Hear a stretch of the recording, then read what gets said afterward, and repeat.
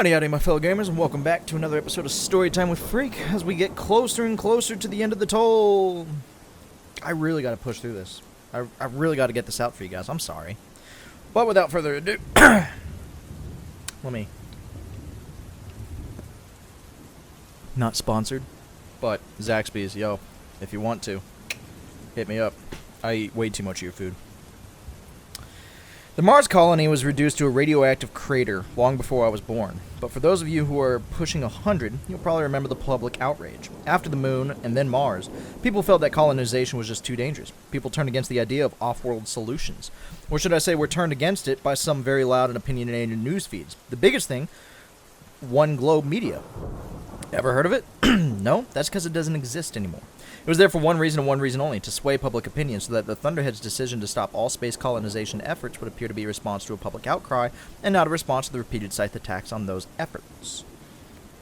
And to add insult to injury, one of the key Scythes responsible was rapidly rising in the ranks of the Mid-American Scythedom. Even the patron historic he had chosen was a secret snub. Dr. Robert Goddard, the rocket scientist who made a space flight possible. But the Thunderhead wasn't done yet. It was determined to try one final time to establish an off-world presence. Not a lunar or planetary colony, but an orbital one. Closer to home. Easier to directly oversee. It doesn't take a rocket scientist to guess what happened next. Chapter 39, Never Enough Mirrors. Scythe Alighieri wasn't a day over 30. But it was his 29th time being there, as he set his age back often. In reality, he was pushing 260. He barely looked human anymore. Such was the result of turning so many corners. One skin became shiny and stretched. Underlying bone structure eroded like river stones, becoming smooth and rounded, losing definition. He spent a lot of his time gazing at the reflection and grooming himself. He didn't see what others might have. Scythe Alighieri saw ageless beauty in himself, like a statue of Adonis, like Michelangelo's David. There could never be enough mirrors. He had no contact with other Scythes, never attended conclave anymore, and was not missed. No Scythedom had claimed him for decades, so he didn't show up on any High Blades list. He was, by and large, forgotten by the world, which was fine by him. The world had gotten too complicated for his taste. He lived the kind of isolated life that kept current events as far from his dwelling as the sea, which was as far as any in the Britannia region. He didn't know, or care to know, what the Thunderhead had stopped speaking. And although he had heard that there was some trouble in the island of the Enduring Heart, he had no idea that it was now at the bottom of the Atlantic. That was other people's business. Aside from occasional gleanings in and around the Coventry, his business was done.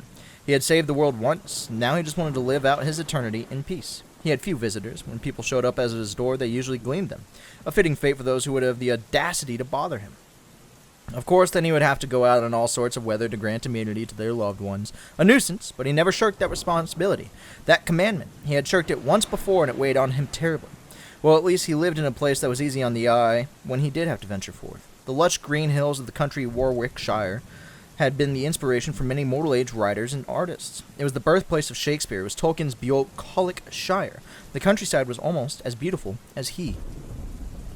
This had been his birthplace as well, although he had, in his time, aligned with various different regional Scythedoms near and far, changing whenever he had a falling out with Scythes of that region. He had little patience for fools, and eventually everyone proved themselves to be one. But now he was back in his birth region, and he had no desire to leave. The visitors who came out on that cool afternoon were no more welcome than any others, but as one of them was a Scythe, he couldn't glean them, and he couldn't turn them away. He had to be hospitable, which, for the ageless Scythe, was an outrageously unpleasant thing to be. The Scythe in turquoise took a gander at his pearl silk robe. Scythe Alighieri? Yes, he said. What do you want? She was a pretty thing. It made him want to turn a quick corner, setting all the way down to her age so that he might woo her. Of course, it was frowned upon for such relationships between Scythes, but who would know? He fancied himself quite a catch at any age. Anastasia was instantly repulsed by the man, but did her best to hide it. His skin looked like a plastic mask, and the shape of his face was wrong in some intangible way. We need to talk with you, she said. Yes, well, you'll find it pointless, Alighieri said. He left the door open without actually inviting them in. Anastasia stepped in first, followed by Grayson and Jerry.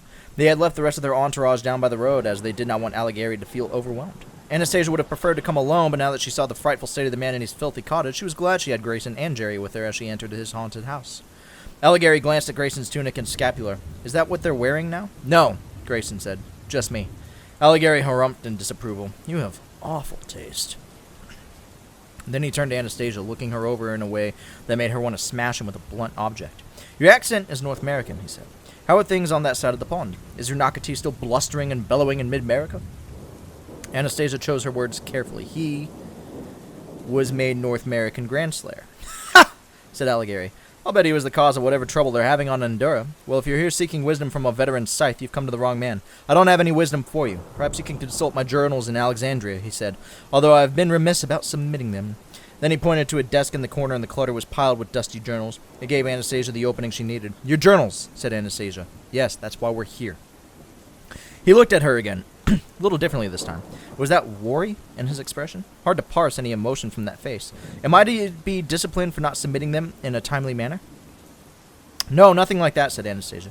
People just want to read about the operation you were involved with. Which operation? Now he was definitely suspicious. She had to turn this around. Don't be so modest, she told him. Every scythe knows your connection to the New Hope gleaning. You're downright legendary. Legendary? Yes, and I'm sure your journals will have their own room in the library. He scowled at her. I cannot abide sycophants, he said. Get out. Then he sat out of vanity as if he had already gone, and began brushing his long auburn hair. Let me have a try, Jerry whispered to Anastasia, then went up behind Alighieri. You've missed some tangles in the back, Your Honor. Please, allow me.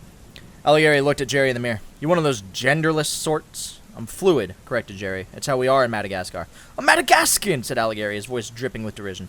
I can't stand you people. Make up your mind and be done with it, I say. Jerry didn't react, just began to brush out the scythe's hair. How old are you, Your Honor? Jerry asked. The nerve! I should glean you for asking just such a thing. Anastasia took a step forward, but Jerry waved her off. It's just that I've never met anyone who has lived so much history, Jerry said. I've seen the world, but you've seen the ages. Alighieri met all of their eyes in the mirror. For a man who didn't like flattery, he was drinking it in just as thirstily as he drank in his reflection. Now it was Grayson's turn. Were you mortal? He asked Grayson. I've never met anyone who was mortal. Alighieri took his time before answering. Few have. After the mortal purges, those few who were left kept to themselves. He gently took the brush from Jerry and resumed the task himself. Anastasia wondered how many times that brush had been through the man's hair and that through the years. It's not commonly known, but yes. I was born mortal, Alighieri said. I scarcely remember that, though. Natural death was conquered before I was old enough to know what death even was. He paused, looking into the mirror again, as if he were seeing through it for the other time and place. I met them, you know. The founding scythes. Well, not met them. I saw them. Everyone did. Every man, woman, and child wanted to get a glimpse of them as they rode through town on their way to Buckingham Palace, where the king knelt before them. They didn't glean him, of course. That came years later. And then he laughed. I found a pigeon feather, dyed it blue, and told my classmates it fell from Scythe Cleopatra's robe. Didn't even look like a peacock feather, but my classmates weren't very bright. Your Honor, said Anastasia, about the New Hope gleaning. Yes, it's old news, he said dismissively. I didn't journal about it at the time, of course. It was all very hush-hush, but I have since then. It's in all these volumes. Again, he gestured towards the pile on the desk. What a shame that they'll be squirreled away in Alexandria, said Jerry. Nothing but tourists and academics there. No one of any importance will read them. His response was to look at the brush in his hands. See how full of hair the bristles had become? Then he handed the brush back to Jerry, who picked out the mat of hair from the bristles and began brushing the other side of Alighieri's head. If you don't mind me saying so, Scythe Alighieri, said Anastasia, isn't it time you get the credit you deserve? Scythe Anastasia's right, said Grayson, who knew none of the particulars, but knew what was needed. Everyone should know the sacrifices you made. You need to share it with the world, once and for all. Yes, said Anastasia, the world has forgotten you, but you can make them remember. You need a lasting legacy. Scythe Alighieri took a long moment to consider that. He wasn't entirely convinced yet, but he wasn't entirely dismissive either. What I need, he said, is a new brush. That is the end of chapter 39. My name is Scythe Dante Alighieri, formerly of Euroscandia, Franco-Iberia, Trans-Siberia, and Byzantium. Currently and permanently a region of Britannia, although I do not claim professional alliance there or anywhere else. I am not making this broadcast merely at the behest of Scythe Anastasia. I'm here of my own accord, to set the record straight. A number of years ago, I participated in an organized plan to glean a substantial number of people. A mass gleaning, yes, but not just any mass gleaning. I played a key part in the destruction of the New Hope orbital colony.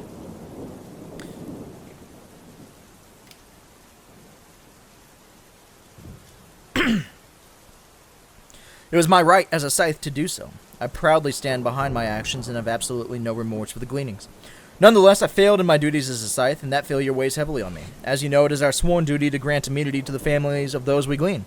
It is stated explicitly in our third commandment. However, due to the delicate nature of the operation, we did not follow through on that duty, and granted no such immunity. I will not plead ignorance or naivety. We knew what we were doing. We were, in effect, shepherding the world, you see, protecting it from uncertainty. If off-world colonization became a successful endeavor, There would be no need to thin the population, no need for scythes. People could and would live forever without fear of being gleaned. Surely you can see how unnatural it would be to exist in a world without scythes. By protecting ourselves and our purpose, we were protecting the way things ought to be. And of course, we needed to make the space station's destruction appear like an accident. What need was there to be trouble common folk with the weighty decisions we scythes must make? So devoted were we to this noble cause that 2 scythes sacrificed themselves in the operation. Scythes Hatshepsut and Kafka took control of a shuttle crashing into the orbital colony in order to destroy it and glean its full population. A most noble self-gleaning. My part was to make sure that the shuttle and key trigger points on the station were loaded with sufficient explosives to ensure that there would be no survivors. In order to maintain the semblance of an accident, however, the scythe in charge of the operation demanded that we not grant immunity to the immediate families of the victims. Since they were colonists, he reasoned, the third commandment did not apply, as their immediate families were no longer immediate, save for the ones who died with them. That decision not to grant immunity violated our solemn code, and thus weighs heavily on me. I therefore urge the scythedoms of the world to accept responsibility for this and rectify it by granting a full year of immunity to anyone alive who is a close relation to those we gleaned in the orbital colony. Not just this, but we must also publicly acclaim Scythes Hatshepsut and Kafka as heroes for their sacrifice. I have said my piece, and have said nothing more to say on the matter. Any further questions regarding the destruction of the New Hope orbital colony should be directed to the Scythe Robert Goddard, who commanded the entire operation.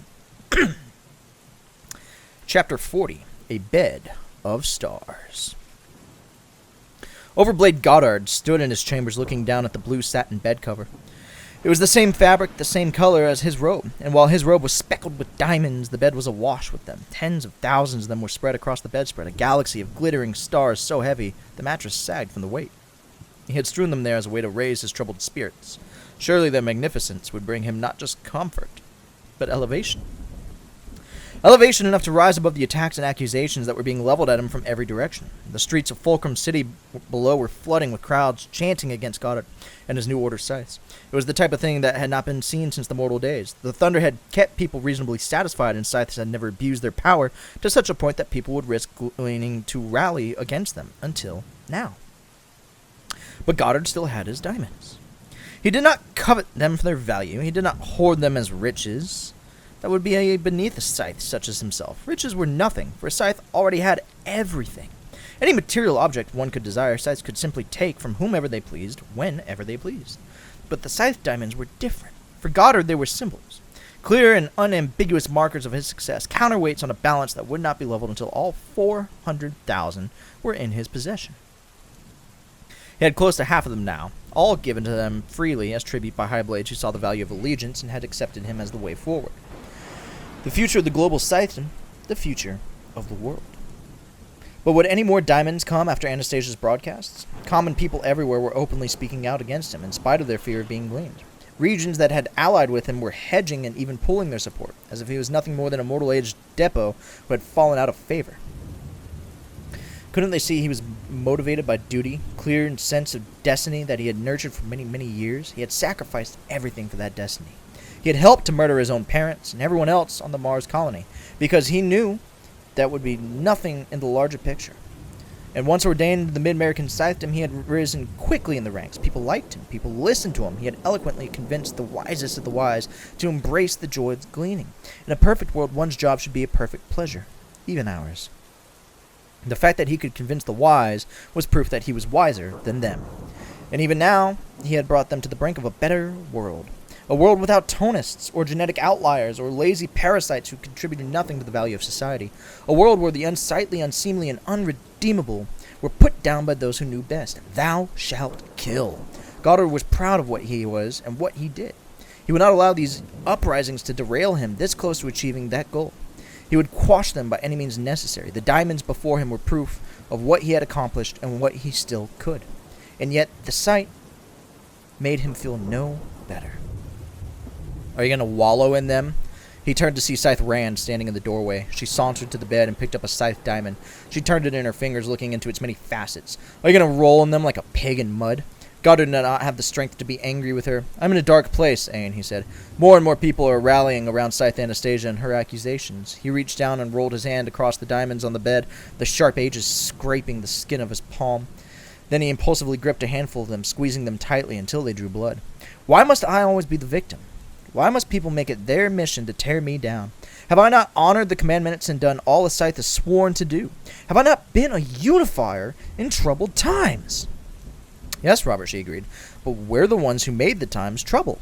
He couldn't deny the truth of that, but it wasn't always just a means to an end. Is it true what Alighieri said? She asked. Is it true? He mocked. Is it true? Of course it's true. And just as that preening old weasel said, we were protecting our world, protecting our way of life.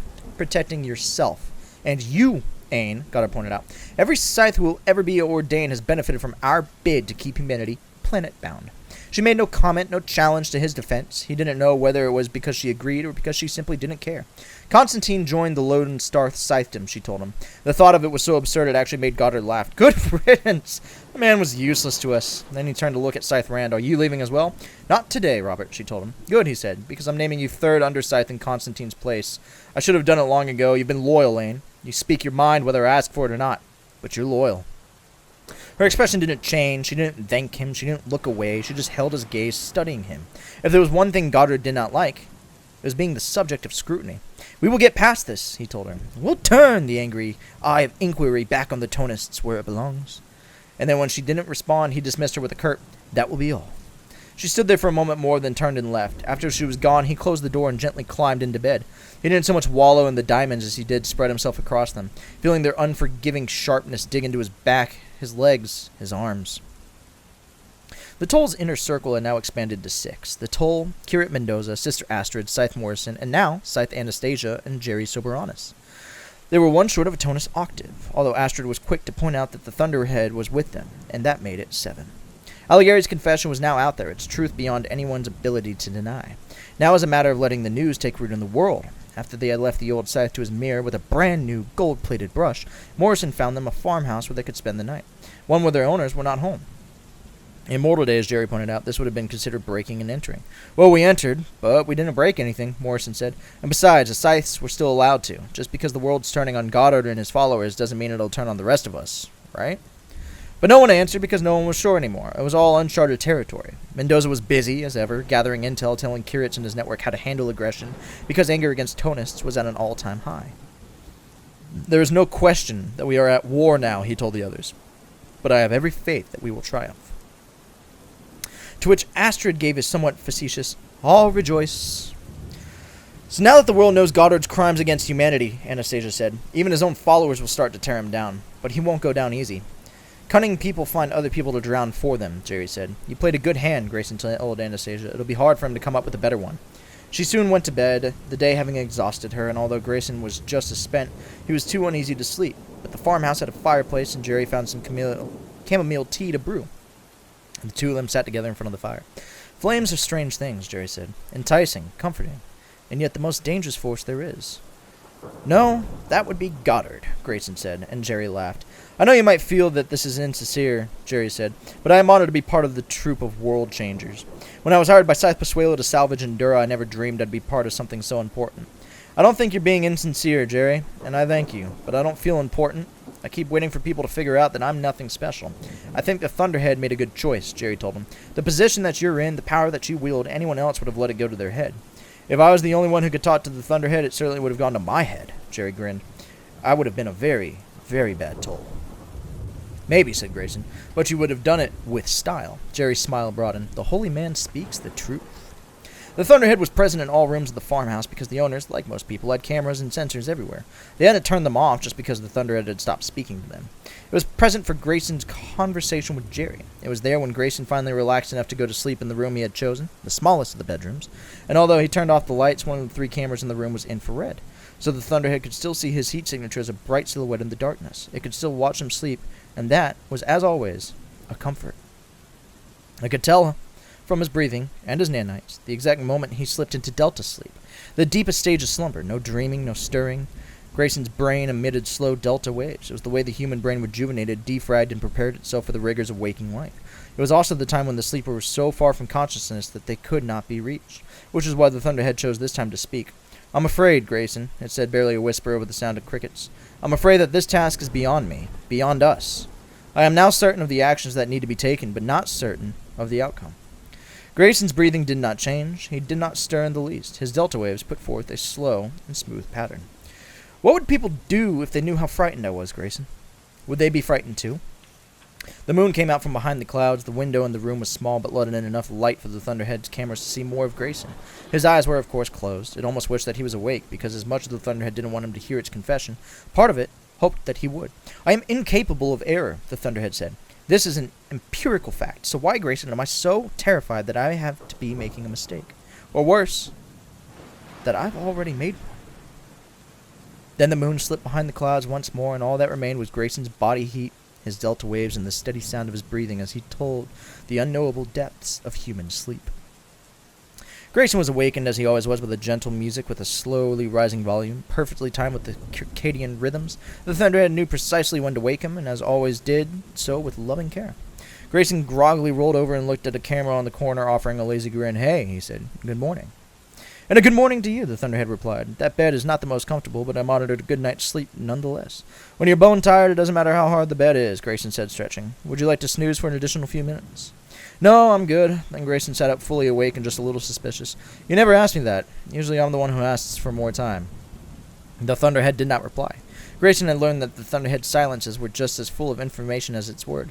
"What's going on?" The Thunderhead hesitated, then simply said, "We need to talk."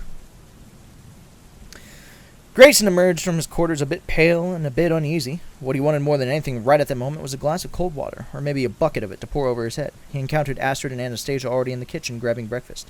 They immediately saw that something was wrong. "Are you all right?" Anastasia asked. "Not sure," he answered. "In tone," Astrid suggested. "It always brings me back to the center. For your baritone, I would suggest a sustained G below middle C that would give you a soulful chest resonance." Grayson grinned half-heartedly. Sister Astrid was still trying to make a true tonist of him. "Not today, Astrid." It was Anastasia who read the situation for what it was. "The Thunderhead told you something, didn't it?" "What did it say?" "Gather, everyone," Grayson told him, "because what I have to say is something I really don't want to say more than once. We need to talk." It was what the Thunderhead had said to him the moment it began speaking to him 3 years ago. It had been the start of something monumental. This was no exception. All along it had told him the Tonus would become a powerful army that the Thunderhead could put to good use when the time had come. The time had now come, but the Thunderhead's concept of an army and the human concept were two very different things. "Why?" Grayson asked when the Thunderhead told him what it had in mind. "Why would you need this? Trust me when I tell you there is a reason. I cannot yet tell you more because the odds of you being compromised are high. If you happen to be captured, there are quite a few sites out there who'd be happy to turn off your nanites and engage in painful coercion to extract information from you. I would never betray your trust," Grayson told it. "You forget," said the Thunderhead, "that I know you more than you know yourself. Humans would like to believe that their loyalty and integrity could withstand pain, but I know exactly how much pain would compel you to betray me. If it is of any comfort, it's an extremely high level. You'd withstand more pain than most before breaking, but there are simply certain parts of your body—" "All right, I get it," Grayson said, not wanting the Thunderhead to elaborate on exactly what forms of pain would cause him to squeal. "There is a journey to be made," the Thunderhead told him, "and you will be the harbinger. You shall lead the way. All will be clear when you arrive, I promise. This won't be easy. Consider this part of your mission as the toll," it told him. "For isn't it the mission of a prophet to not just bridge the gap between humanity and deity, but to also bridge the gap between life and death?" "No," said Grayson. "That would be a savior. Is that what I am now?" "Perhaps," said the Thunderhead. "We shall see." Jerry and Morrison were quick to come. Mendoza took a bit longer. When he arrived, the man looked worn. Dark circles under his eyes. He had barely slept, if he'd slept at all.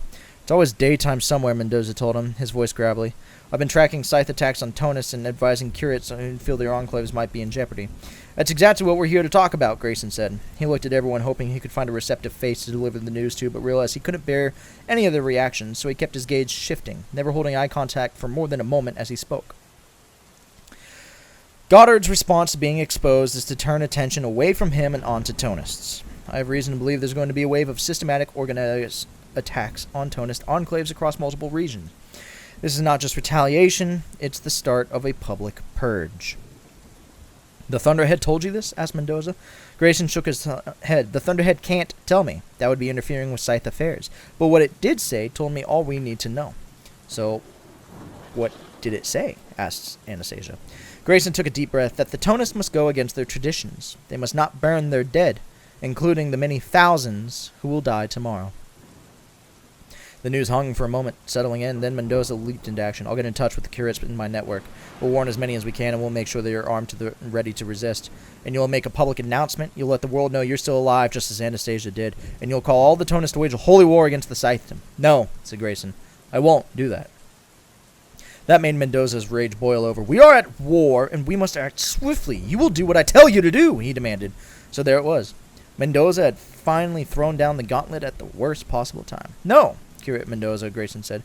You will do what I tell you to do. We've been fighting sibilants for the last 2 years, and now you want me to turn every Tonus into one? No.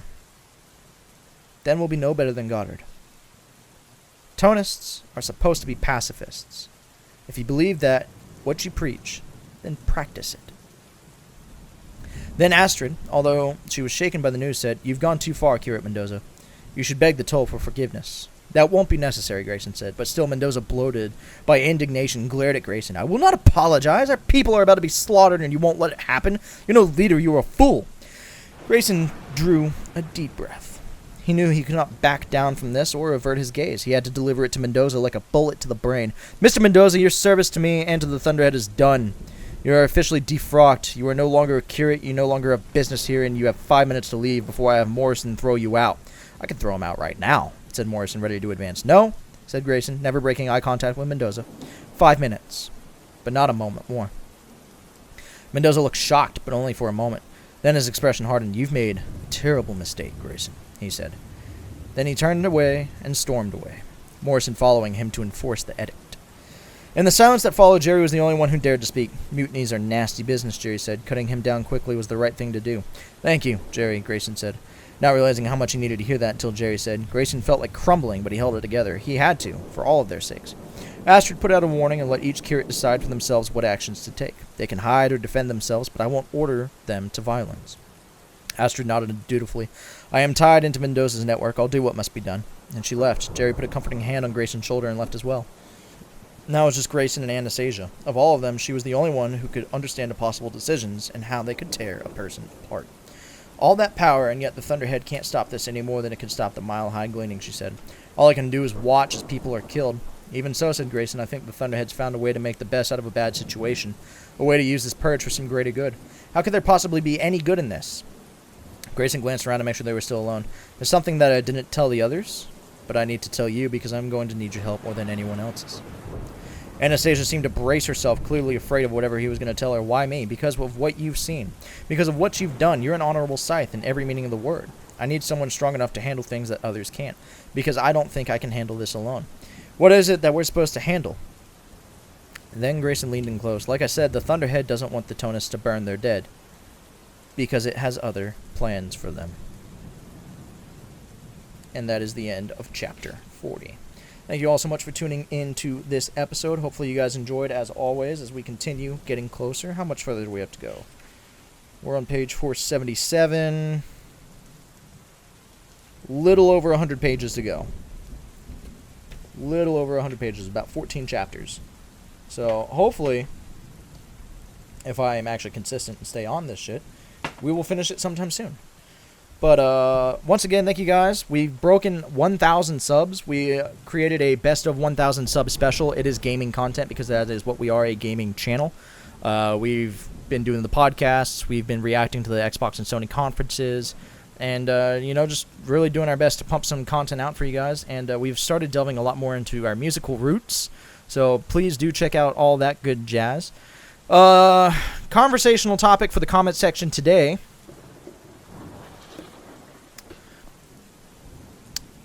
If you could meet one famous person, well, we'll make it easier, because, that could be a musician or an actor or a politician or whatever. If you could meet one famous actor or actress, who would it be and why?